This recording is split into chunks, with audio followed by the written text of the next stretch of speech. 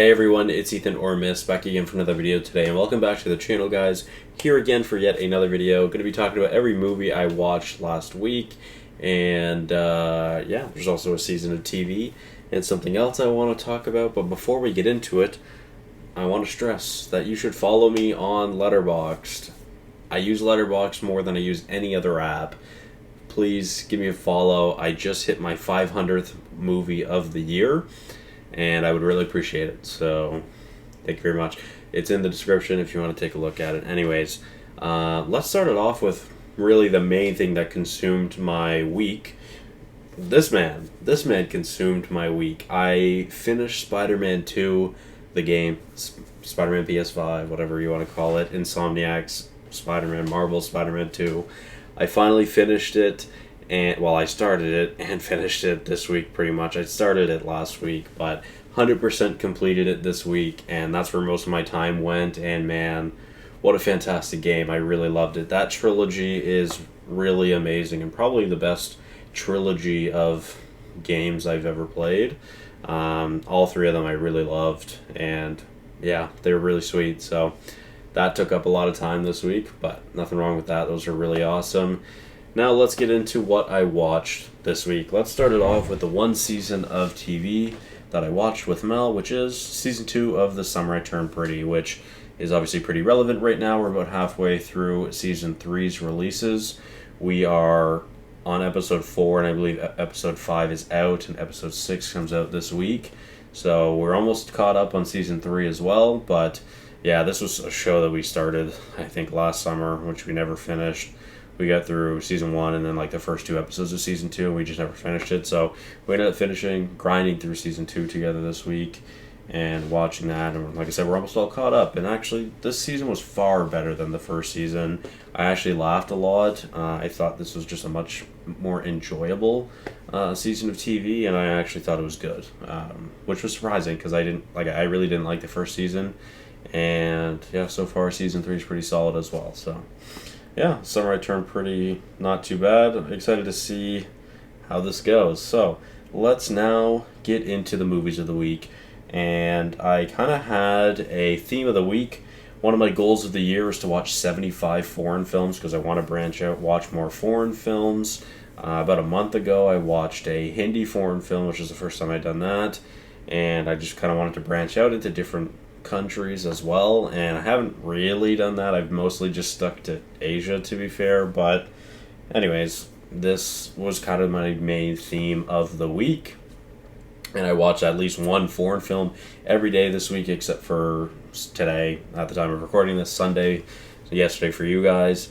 And yeah, overall it was a pretty solid week, and let's talk about it. Starting it off with my least favorite watch of the week, which is Pokemon 3, the movie, which I ranked a 43 out of 100. It's kind of bad. It's such a mess, and everything was really weird. I don't really have much to say about this movie. My least favorite out of 43 isn't bad, though, I guess. I've definitely had worse weeks than that. So, yeah, overall, I mean, it was just okay-ish. 43 out of 100. Let's move on to The Tale of the Princess Kaguya. Kaguya, I don't know. Anyways. I personally don't like the animation style of this movie, so that kind of took away from my experience enjoying this film.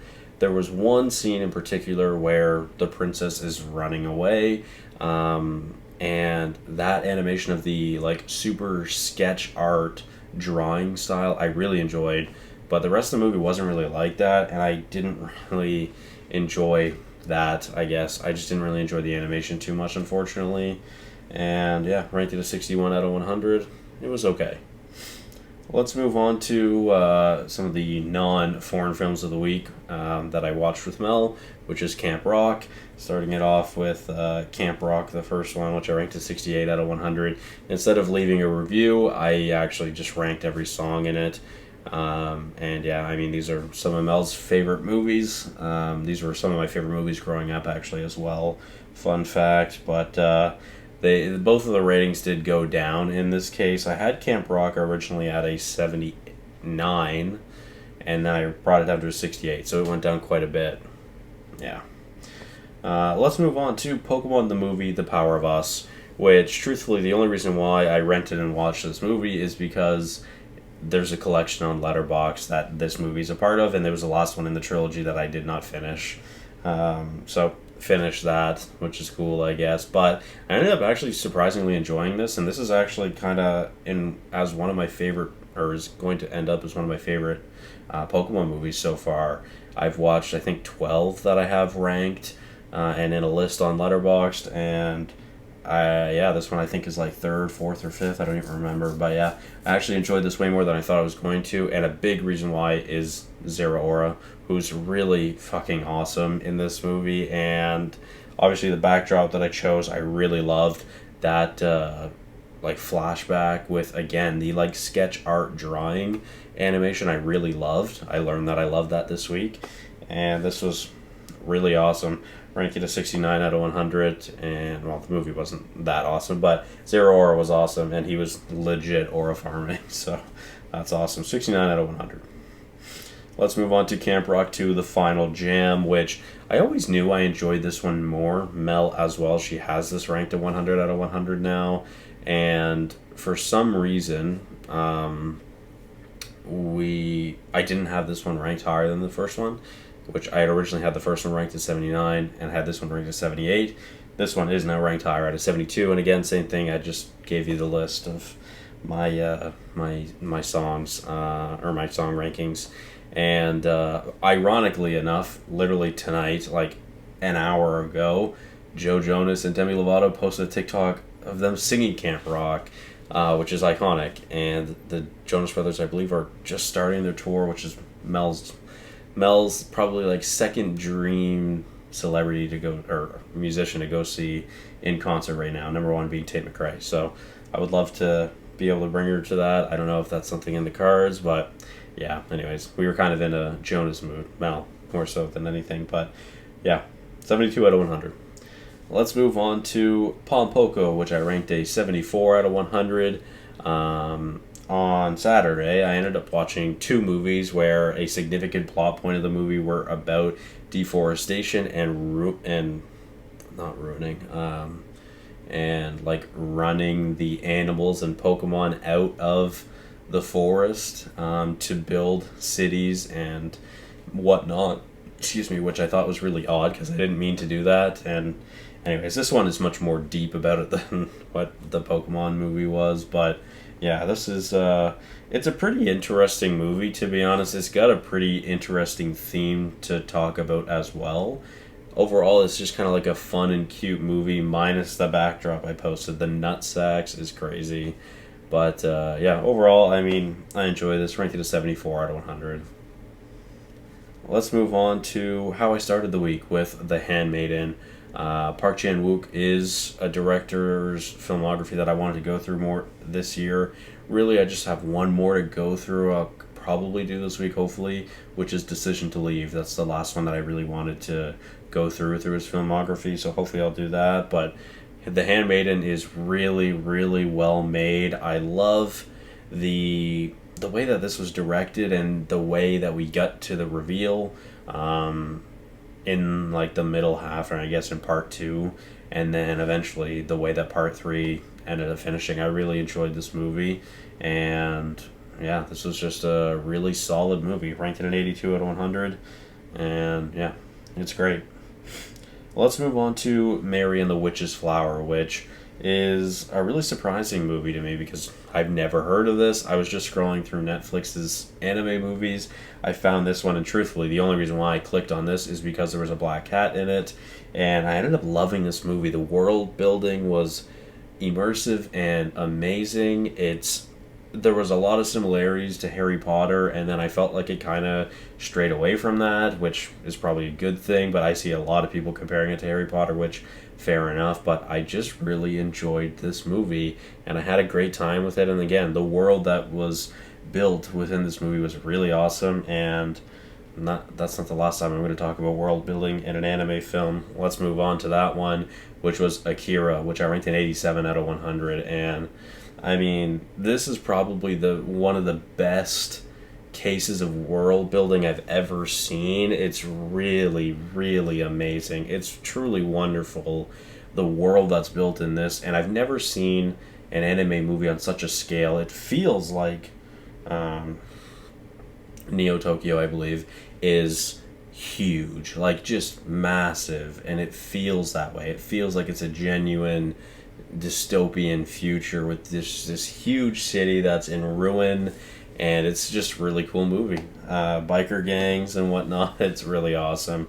Ranked at an 87 out of 100. This was a really great first watch, and yeah, this is something I would love to rewatch as well. I ended up literally starting a free trial with Crunchyroll just so I could watch this. And yeah, there's another movie I want to watch as well that's on Crunchyroll that I got to do hopefully this week. But yeah, really enjoyed this. Ranked at an 87 out of 100. Let's move on to one of the more depressing movies of the week, which was Minari, which I guess technically isn't a foreign film, but it's mostly in Korean, I believe. So yeah, pretty positive at least.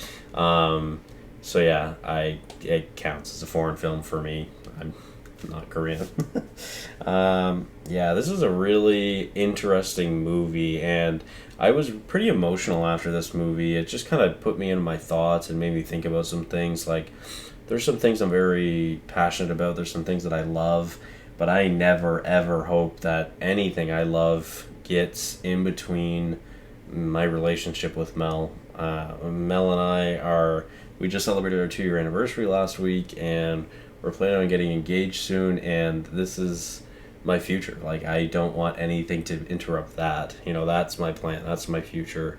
And this movie just kind of made me think of that, seeing this couple slowly deteriorate because the man, Jacob, I believe, yeah. Jacob wants to fend for his family. He wants to be able to provide for his family as well as he can, and he feels that he needs to do this thing to make his family happy, healthy, safe, whatever it may be. And he ends up pushing away the family that matters most, right? His family. So, and after terrible tragedy, it brings this family together in a beautiful ending with the score I'm currently listening to, which you've probably heard without even knowing, Jacob and the Stone. That score is amazing, and this movie score was fantastic. I've said this a couple of times over the past couple of years, where I find a new movie where I hear a score that I'm like, wow, I love this. This is probably going to go down as one of my favorite scores. I genuinely feel that way with this movie. I think from top to bottom, this is one of the most gorgeous and honestly like gut-wrenching movie scores ever. And it's beautiful, gorgeous, and so heart-wrenching at the same time. That's kind of what this movie was. It's just beautiful, and I really enjoyed this, and Minari was a great first watch. I really loved this movie. Ranked at an 88 out of 100. Now let's move on to the top 3, starting it off with the Fantastic Four First Steps, which I watched today for the 3rd time in theaters. I got to show my mom it today, who's visiting from Ontario. And yeah, like I said, today was the only day, or I guess yesterday for you guys, was the only day that I didn't watch any foreign films. Mom and I had like a back-to-back at the theater with this and another movie, which we'll talk about in a few minutes. But yeah, glad I get to watch it again. It sucked not seeing it in IMAX, to be honest, but yeah, I ended up lowering it a couple of points down to a 91 out of 100. When I first watched it, I ranked it a 94. The second time I watched it, I ranked it a 95. Now it's down to a 91. So it's kind of fluctuating. Similar to Deadpool and Wolverine. Similar to No Way Home, actually. Like, very similar ratings. So that's kind of weird. But this was also my 500th movie of the year, which is pretty sweet. That's dope. Let's move on to Perfect Days, which is a simple movie about just the beauty of life and enjoying the beauty of life. And this movie kind of made me think of my past a little bit, and just again, I just mentioned that Mel and I are planning on getting engaged soon, and I don't ever want that to go away, but sometimes I do miss the just being alone like I don't miss it in like a I want to be alone. Like I don't want to be in a relationship or anything. But sometimes it's just nice to have that freedom to yourself. And Mel and I have talked about this before. It's nice that we have our own free time sometimes. And yeah, sometimes you just kind of miss that. And especially myself, I'm probably kind of weird, and I really just enjoyed the little things a lot, and I noticed them a lot more when I was alone. And now I find, you can read my review, but I specifically mentioned that, especially over the past couple weeks, when I do some like late night gaming or I'm watching a movie, I'm on the couch just chilling. Betty will come over and she'll lay like right here, and it's so adorable and she's so cute. And sometimes I would move her, I would take her, I would push her off, and because I didn't want her there. And I feel so bad now. I have such a different thought about it now because I want to cherish those little things, and that's kind of what this movie is about. Just cherishing those little things in life that you love. And yeah, this is just a really awesome movie. 91 out of 100. Really enjoyed it. Well, let's move on to the score I'm listening to now, which is also my favorite watch of the week, and now my number one movie of 2025, which is F1. 93 out of 100. I love Joseph Kosinski movies. Pretty much all of the ones that I've seen, actually, I have at least a 3.5 star or higher. And yeah, this is no different. I really, really enjoyed this thrill ride of a movie. By the end, the final race, I was literally leaned forward like this, locked in. Like I was EA Sports, it's in the game. Like it was crazy. And yeah, this is a great movie. I'm excited to actually listen to the score because I noticed the score a couple times throughout. And of course, Zimmer is amazing. He's probably at the peak of his career right now, and he's doing work that's just untouchable as always. Well, I'd say he's been at the peak of his career for the past fucking 15 years. Anyways, yeah, I would like to listen to the score because it's an amazing score. The best sound of the year, I think, as well. And yeah, anyways, I ended up making this 13 movie video a 17-minute video, so I'm sorry. I didn't think it was going to be that long. Anyways, thank you guys all so much for watching. Hope you did enjoy, and I'll see you guys in the next one. Make sure to follow my letterboxd. Bye-bye.